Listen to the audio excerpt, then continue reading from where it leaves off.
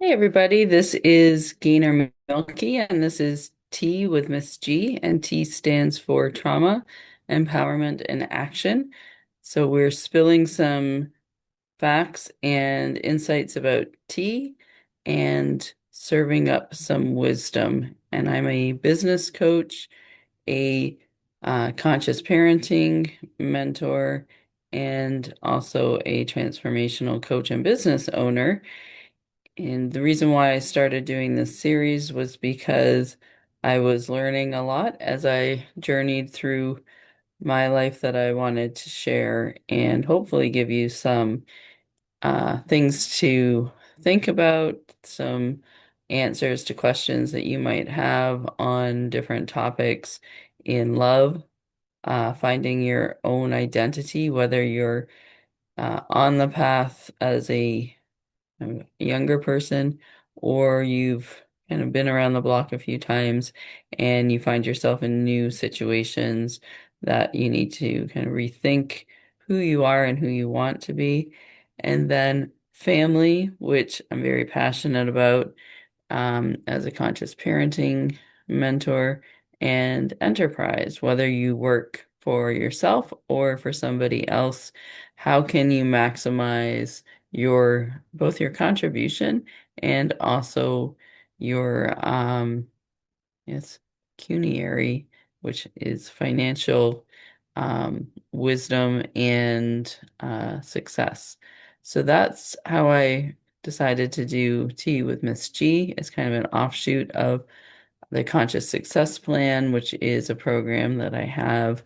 You can find out more at planctraining.com.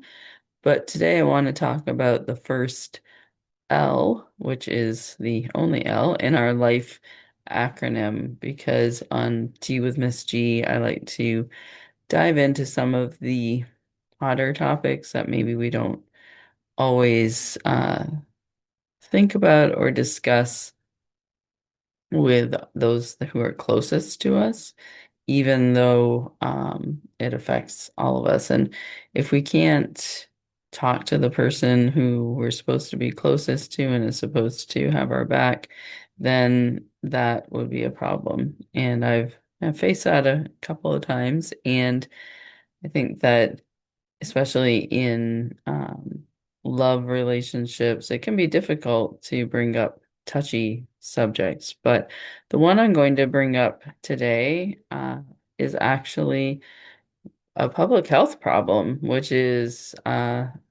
really abuse in relationships and how insidious it can become, and that there's oftentimes an entrapment of victims that you can't necessarily see.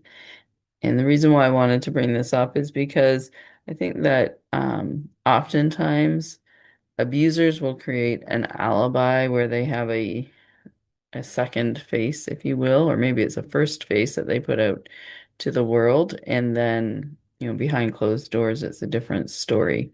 So whether it's physical, sexual, or psychological or emotional abuse, this is really common in relationships. So if you're experiencing this, please seek help, tell somebody about it, and there's lots of websites that you can go to, on your phone, or if you're away from your home and you're concerned about your safety or the safety of your children, it's vital that you get help.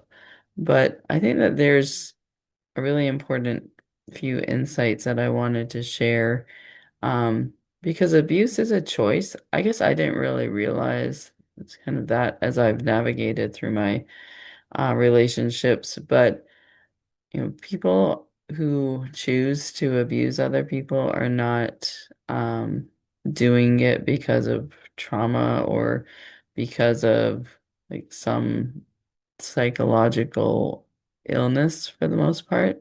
They're very intentional because they like the power. And, therapy unfortunately doesn't always help that. And in fact, you can waste a lot of time in therapy when somebody's being abusive. And as a person who's been in heterosexual relationships, and more traditional relationships, you know, we have to think about what the reward is for people who feel entitled, and part of that is an entitlement that they feel because of the uh, social and cultural conditioning that we have in a patriarchal society. And there's really, it seems to me, an epic um, epidemic of entitlement, and we sort of need an era of empowerment to rebalance it.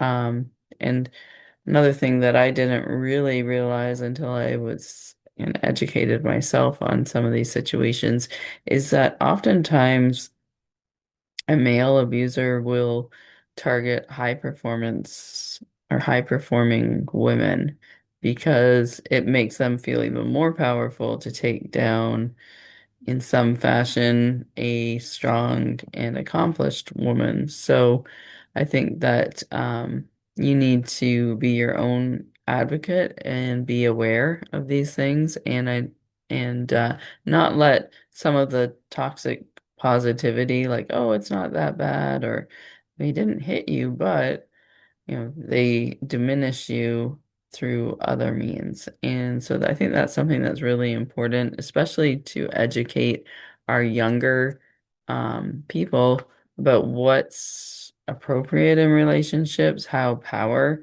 should be distributed, and that at the end of the day, it's not your job to fix somebody or heal somebody who's choosing to act abusively before that. And disrespect is not something that should be expected in a relationship. Um, and the best protection is really to uh, do a survey, I would say, of the people that who are close to you before you get into a relationship, to see, do you see any strange behaviors, or what have you heard? Or, it's when things get real, and you can't eliminate the fact that disrespect in a relationship, or negativity or violent behavior is not compartmentalized. It's really something that if somebody chooses to act like that with you, then they really don't value you, and you deserve better than that. So that's a little bit about our love and the trauma, but feeling empowered to do something about it, and then to take action on your own behalf. That's the most important thing that you can do.